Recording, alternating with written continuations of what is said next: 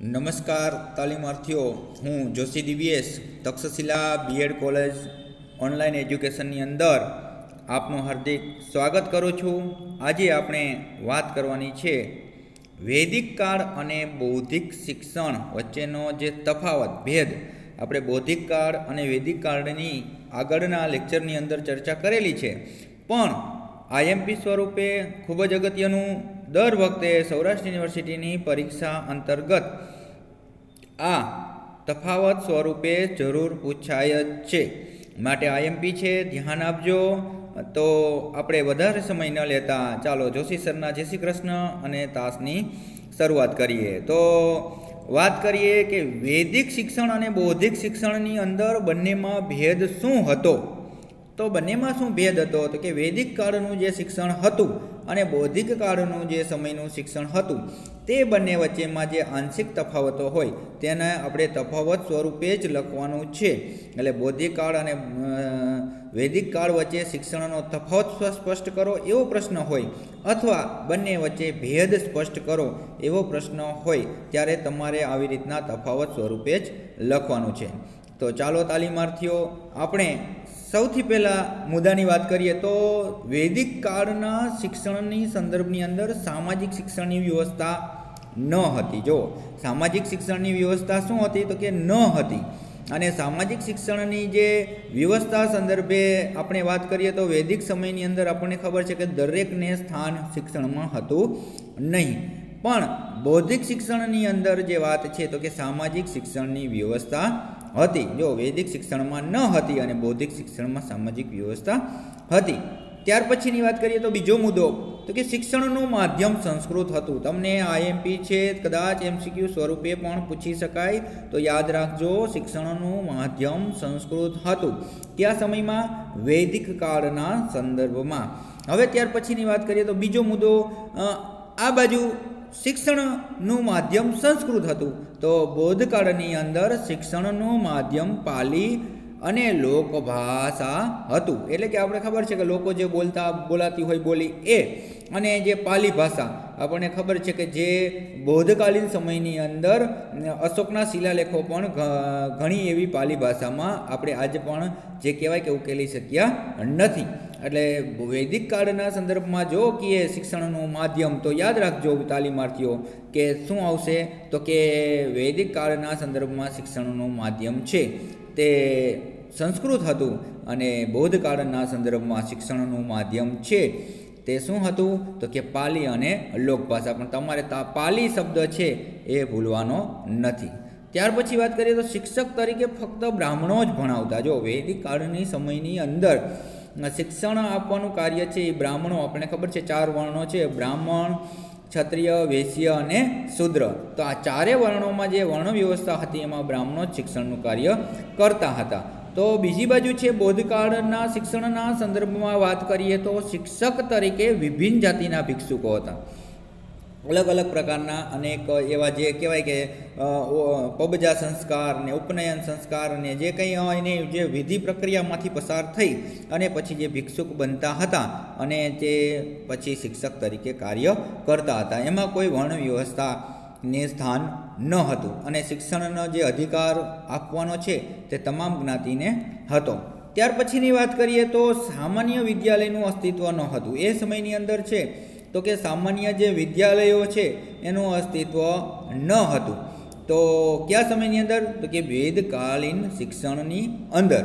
તો સામે છે બૌદ્ધકાલીન શિક્ષણની અંદર વિદ્યાલયનું અસ્તિત્વ હતું। જો આ અમુક બાબતો છે ભેદ તમે એક બાજુનો છે તફાવત સ્વરૂપે સ્પષ્ટ કરી લેશો, સમજી લેશો, એટલે બીજો સામેની બાજુ છે બૌદ્ધકાલીનમાં એનું વિરુદ્ધ જ હોય એ તમારે ધ્યાનમાં રાખવાનું। ત્યાર પછી આમાં વિદ્યાલયનું અસ્તિત્વ ન હતું, ગુરુઓ જ શિક્ષણ આપતા, ગુરુનું સમીપ જવાનું હતું, અને આમાં આપણે ખબર છે ઘણી બધી જગદલા, તક્ષશિલા, નાલંદા એવી વિદ્યાલયોનું અસ્તિત્વ આજે પણ એનું જે કહેવાય કે વિશ્વવિખ્યાત છે। પછી વેદકાલીન સમયની અંદર જે શિક્ષણનું સ્વરૂપ વ્યક્તિગત અને પારિવારિક હતું। જો વ્યક્તિગત હતું, શિક્ષણ અપાતું તે ગુરુ શિષ્ય પસંદગી કરી અને પછી શિક્ષણ આપતા, અને બૌદ્ધકાલીન સમયની અંદર શિક્ષણનું સ્વરૂપ સંસ્થાગત અને સામૂહિક હતું। શિક્ષણનું સ્વરૂપ કેવું હતું તો કે સંસ્થાગત હતું અને સામૂહિક હતું। ત્યાર પછી વાત કરીએ તો આ શિક્ષણ સંસ્થાઓ એકતંત્રવાદના સિદ્ધાંત પર ચાલતી હતી. કઈ વેદકાલીન અંતર્ગત વાત કરવામાં આવે તો જે એક તંત્રવાદના સિદ્ધાંત પર આધારિત હતી, એટલે કે વેદકાલીન શિક્ષણની જે સંસ્થાઓ છે તે એકતંત્ર હોય એના ઉપર ચાલતી. તો બૌદ્ધકાલીન યુગની જે વાત કરીએ તો એની અંદર જે શિક્ષણના સંદર્ભમાં શું હતું તો કે જે જનતંત્રવાદના સિદ્ધાંત પર કામ કરતી હતી, જેમાં કોઈ એક નહીં પણ આખું સમગ્ર જનતંત્રને ધ્યાને લેવામાં આવતું હતું. ત્યાર પછી વાત કરીએ તો વૈદિક યુગના જે શિક્ષણના સંદર્ભે શિક્ષણના કેન્દ્રમાં ગુરુકુળ અને આશ્રમ હતા. જો શિક્ષણના કેન્દ્રમાં શું હતું તો કે ગુરુકુળ અને આશ્રમ છે એ વૈદિક યુગના સંદર્ભમાં મહત્વ ધરાવતા હતા. અને બૌદ્ધકાળનું શિક્ષણના સંદર્ભે વાત કરીએ તો વૈદિક યુગની અંદર ગુરુકુળ અને આશ્રમ હતા અને શિક્ષણના સંદર્ભમાં વિહાર અને સંઘ હતા. પછી વાત કરીએ તો શિક્ષણ પ્રાપ્ત કરવાનો અધિકાર માત્ર બ્રાહ્મણ, ક્ષત્રિય અને વૈશ્યને જ હતો. આ ત્રણ જે વર્ણ વ્યવસ્થા હતી વેદકાલીન સમયના સંદર્ભમાં, તો એ ત્રણ વ્યક્તિઓને જ જે શિક્ષણ પ્રાપ્ત કરવાનો અધિકાર હતો. તો આ બાજુ જોઈએ તો શિક્ષણના વર્ગો બધી જાતિઓ માટે ખુલ્લા રહેતા. બૌદ્ધકાલીન સમયની અંદર શિક્ષણ લેવાનો અધિકાર સમગ્રને હતો, વેદકાલીન સમય જેવું ન હતું. પછી વાત કરીએ તો વિદ્યાર્થીનું જીવન કેવું હતું તો કે સાદું અને તપસ્વી હતું. વિદ્યાર્થીનું જીવન સાદું અને તપસ્વી હતું. અને જે બીજી વાત કરીએ બૌદ્ધકાલીન સમયની અંદર, તો વિદ્યાર્થીનું જીવન કેવું હતું તો કે સાદું હતું પણ સુવિધાપૂર્ણ હતું. વિદ્યાર્થીઓને સુવિધા પણ આપવામાં આવતી હતી. પછી વાત કરીએ તો વિદ્યાર્થીઓની સંદર્ભમાં જે વિદ્યાર્થીઓ જે હતા તે ગુરુનું પ્રભુત્વ વધારે હતું. ગુરુને પ્રાધાન્ય આપતા, ગુરુ એ સર્વસ્વ છે એમ કરીને જે વાત છે તે ગુરુનું પ્રભુત્વ વધારે હતું. અને આ બાજુ છે તે ગુરુનું મહત્વ થોડું ઓછું થઈ ગયું હતું અને વિદ્યાર્થીને થોડો કેન્દ્રમાં લાવવામાં આવેલો હતો. હવે વાત કરીએ વેદકાલીન સમયની અંદર વિદ્યાર્થીઓને જે છે બોલીને ભિક્ષા માંગતા હતા. બોલીને ભિક્ષા માંગવા માટે વિદ્યાર્થીઓને છે તે શીખવવામાં આવતું અને આ બાજુ વિદ્યાર્થીઓને મૂંગા રહી અને મૌન રહીને ભિક્ષા માટે શીખવવામાં આવતું હતું. તો ત્યાર પછીનો મુદ્દો છે તો કે અભ્યાસક્રમમાં વ્યાવસાયિક શિક્ષણને મહત્ત્વ અપાતું હતું. અભ્યાસક્રમમાં વ્યવસાયિક શિક્ષણ છે એને મહત્ત્વ અપાતું હતું. તો આમાં પણ શ્રમ કે વ્યવસાયિક શિક્ષણને કોઈ જ સ્થાન ન હતું. બૌદ્ધકાલીનમાં એક આ મર્યાદા કહો તો મર્યાદા કહી શકાય કે જેમાં વ્યવસાયિકના સંદર્ભે કોઈ શિક્ષણ અપાતું ન હતું. તે વેદકાલીન શિક્ષણના સંદર્ભમાં જે જોવા મળતું હતું. ત્યાર પછી વાત કરીએ તો આ શિક્ષણ પ્રણાલી છે તેમાં અભ્યાસ પૂર્ણ થયે વિદ્યાર્થી ગૃહસ્થ આશ્રમમાં પ્રવેશ કરતો.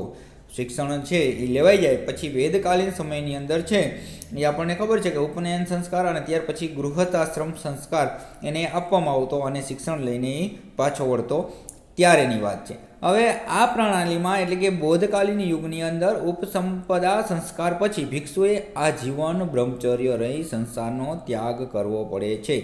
આજીવન એને બ્રહ્મચર્ય પાળવાનું રહે છે અને એ જે ભિક્ષુક બની અને જે જ્ઞાન આપવાનું અને બ્રહ્મચર્યનું પાલન કરવાનું રહે છે.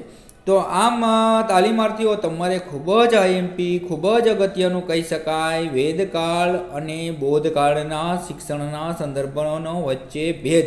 તમે પણ આમાં તમારી રીતે તમે વેદકાલીન યુગની અંદર જે કાંઈ બાબતો હોય વિશિષ્ટતાઓ અને એ બૌદ્ધકાલીન શિક્ષણની અંદર હોય તો તે તમે તમારી રીતે ભેદ પણ પાડી શકો છો. જેમ કે વેદકાલીન શિક્ષણની અંદર છે એ ગુરુ શિષ્યની અત્યંત આત્મીય ભરેલા સંબંધ હતા અને ગુરુનું સ્થાન ઉચ્ચ કક્ષાનું હતું.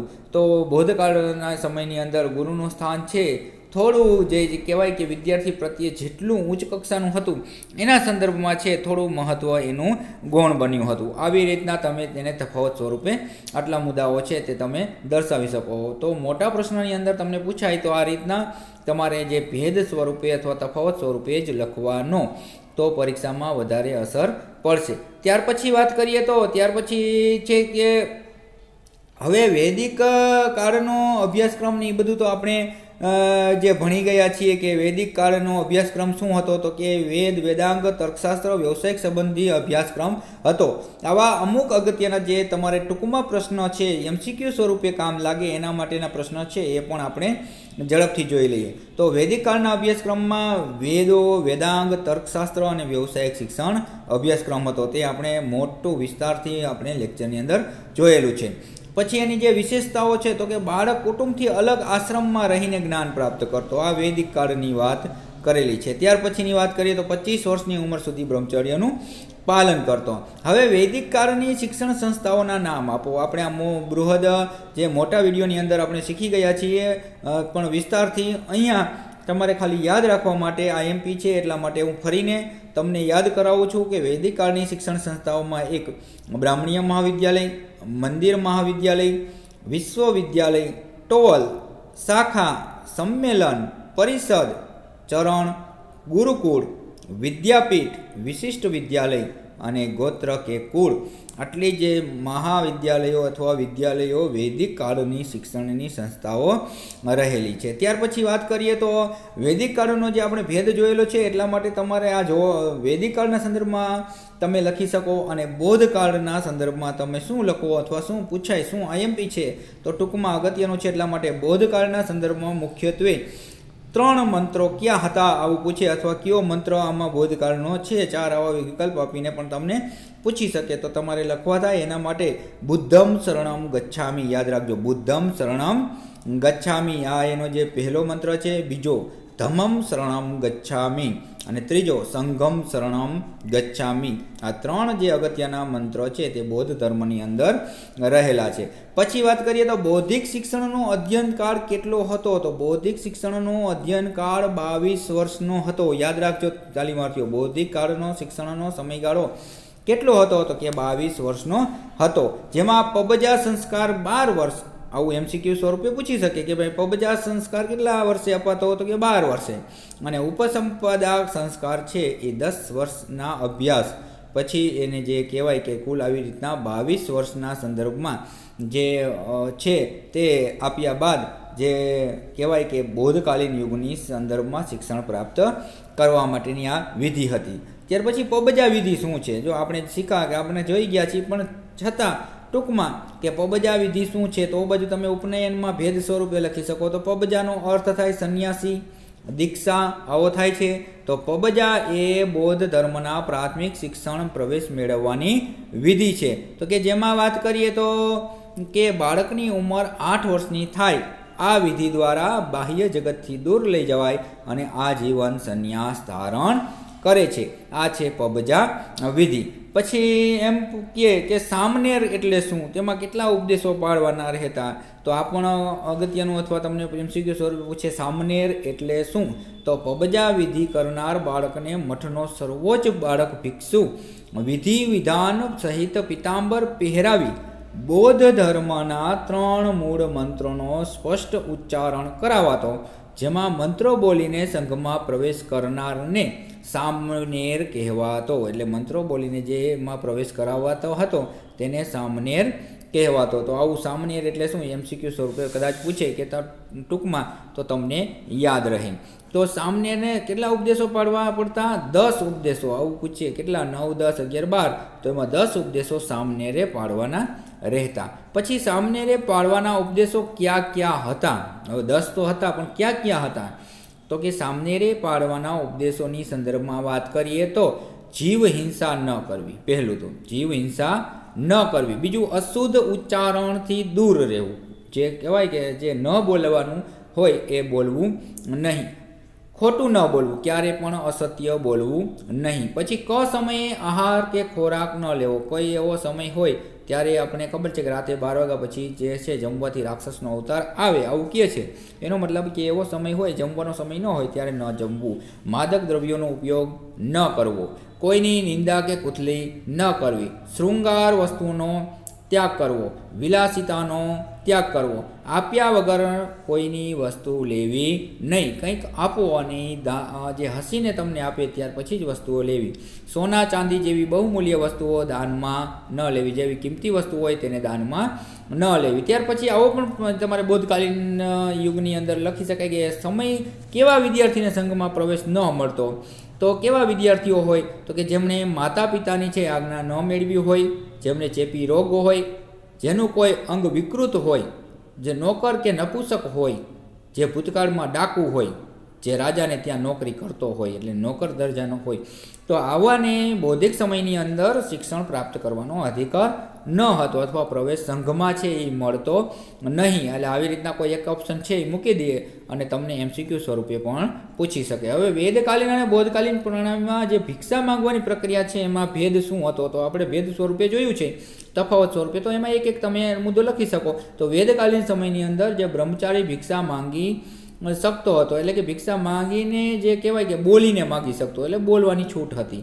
પણ બોધકાલીન સમયગાળામાં ભિક્ષુકને મૌન રહીને જ ભિક્ષા માંગવાનું હતું, તેમાં બોલવાનું કાંઈ ન હતું. હવે બોધકાલીનનો શિક્ષણનો અભ્યાસક્રમ શું છે તો તેના સંદર્ભમાં આપણે મોટો વિડીયો જોયો છે, છતાં પણ ટૂંકમાં બૌદ્ધ ધર્મ, જૈન ધર્મ, હિન્દુ ધર્મ, તત્વજ્ઞાન, સંસ્કૃત, પ્રાલી, ખગોળ વિદ્યા, તર્ક વિદ્યા, અધ્યાત્મ વિદ્યા, ન્યાય શાસ્ત્ર, ઔષધિ વિજ્ઞાન, રાજ્ય વ્યવસ્થા અને પ્રશાસન વગેરેનું શિક્ષણ આપવામાં આવતું હતું. હવે એમાં વિદ્યાર્થીઓની બોધકાલીનની સંદર્ભમાં વિશેષતાઓના સંદર્ભમાં મોટા પાયે ચર્ચા કરી છે, પણ છતાં મુંડન કરવું પડતું, પીળું વસ્ત્ર ધારણ કરવું પડતું, બૌદ્ધ ધર્મના ઉપદેશોનું પાલન કરવું પડતું અને જે ભિક્ષા માંગીને જે કહેવાય કે એને જીવન જીવવું, આ બધું એની વિશેષતાઓ હતી. હવે વેદકાલીનની સંદર્ભમાં જે કાંઈ તમે લખી શકો 4-5, તો બોધકાલીનમાં પણ ભેદ સ્વરૂપે તમારે સંસ્થાઓ લખવી હોય તો છે આપણી પાસે ઘણી બધી. તો એ વિશ્વવિખ્યાત છે એમાં તક્ષશિલા છે, નાલંદા છે, વિક્રમશિલા છે, વલ્લભી છે, આદિંતપુરી છે, મિથિલા છે, નદિયા છે અને જગદલ્લા છે. આટલી જે શિક્ષણ સંસ્થાઓ છે તે આપણે બોધકાલીન સમયની રહેલી છે. તો આમ બોધકાલીન અને વેદકાલીન સમયની અંદર જે કાંઈ ભેદ સ્વરૂપે તમને પૂછવામાં આવે તો તમે આટલી બાબતો છે તે લખો, એટલે તમારે જે મોટો પ્રશ્ન હોય તો તમારે એક પણ માર્ક કપાશે નહીં. ચાલો ફરી મળીશું, ત્યાં સુધી તાલીમાર્થીઓ જોશી સરના જય શ્રી કૃષ્ણ, આવજો.